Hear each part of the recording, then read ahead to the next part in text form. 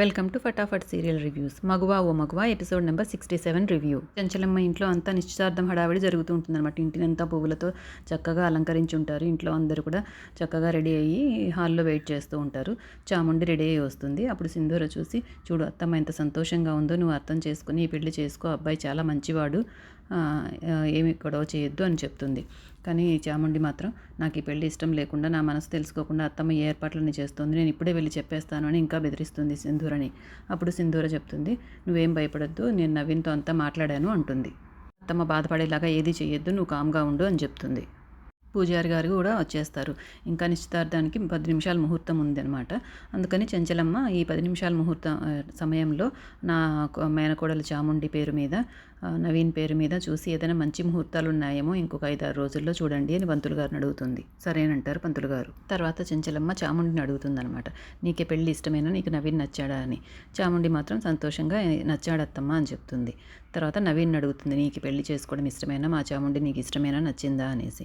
తను పెళ్లి అంటే 100 ఏళ్ల పంట కదండి, మీ మీద నాకు ఎంతో గౌరవం ఉంది, మీ ఇంటికి అల్లుడు కావడం నాకు అదృష్టంగా భావిస్తున్నాను, కాకపోతే చాముండిని కాకుండా నేను మీ కోడలు సింధూరని చేసుకోవాలనుకుంటున్నాను అంటాడు. ఎందుకంటే సింధూర చెప్పింది కాబట్టి అలా అంటున్నాడేమో.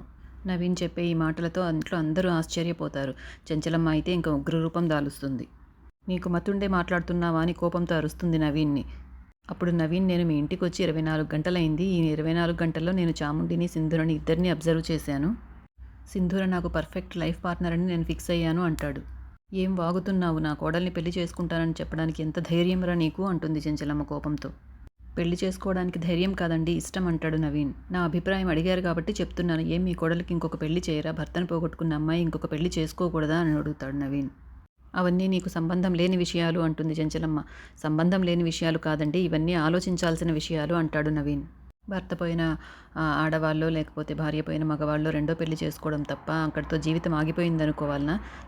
చెప్పండి చెంచలమ్మ గారు, ఇది న్యాయమా అని అడుగుతాడు. చెంచలమ్మ కోపంతో అక్కడున్న పువ్వులు, పళ్ళు అన్నీ ఉంటాయి కదా, నిశ్చితార్థంకు సంబంధించినవన్నీ విసిరి కొడుతుంది. అందరూ ఆశ్చర్యపోతారు, భయపడతారు చెంచలమ్మ ఉగ్రరూపం చూసి. చాముండి మాత్రం ముసిముసి నవ్వులు నవ్వుకుంటూ ఉంటుంది ఇలా జరిగినందుకు. తను ఇలాగే జరగాలని ఎక్స్పెక్ట్ చేసినట్టుంది. అలాగే జరిగినందుకు తను మాత్రం హ్యాపీగా ఉంది. నిన్ను ఇక్కడికి పిలిపించింది నీతో నీతి పాఠాలు చెప్పించుకోవడానికా?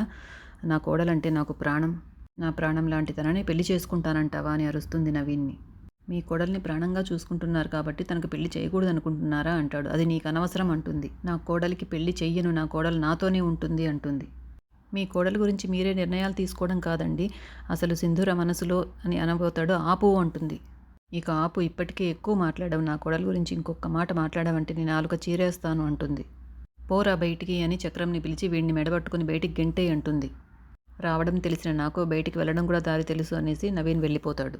చెంచలమ్మ తన గదిలోకి వెళ్తుంది. చాముండి కూడా ఏడ్చుకుంటూ రవిబాబుకు కళ్ళతోనే సైగలు చేస్తుంది. చూడు ఎలా చేశాను, నేను ఏం ప్లాన్ చేశాను అని చెప్పి దొంగ ఏడుపులు ఏడ్చుకుంటూ తను కూడా పరిగెత్తుకుంటూ తన రూమ్కి వెళ్ళిపోతుంది.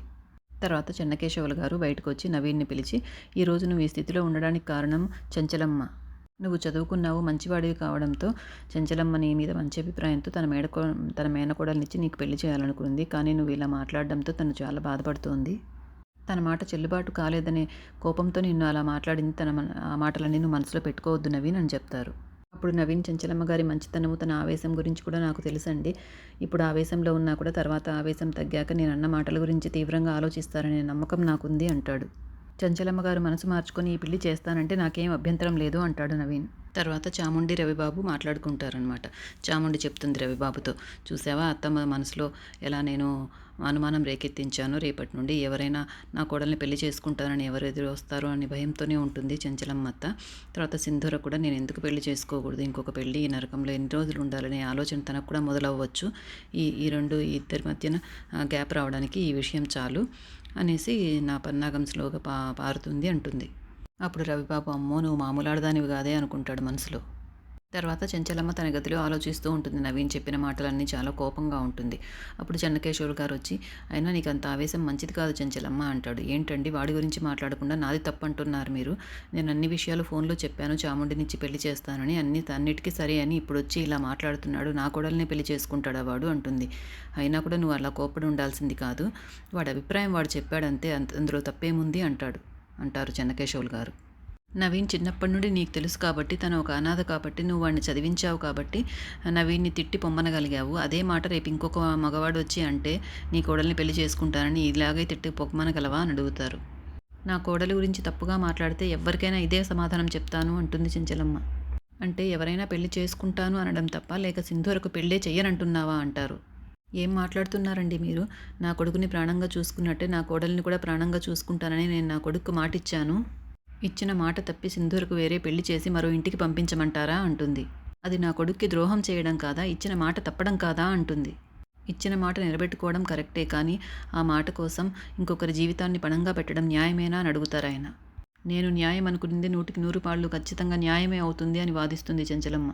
చూడు చెంచలమ్మ, నమ్మకం లేని మనుషులు ఉంటారేమో కానీ ఆశలు సంతోషాలు వద్దనుకునే మనుషులు ఉండరు.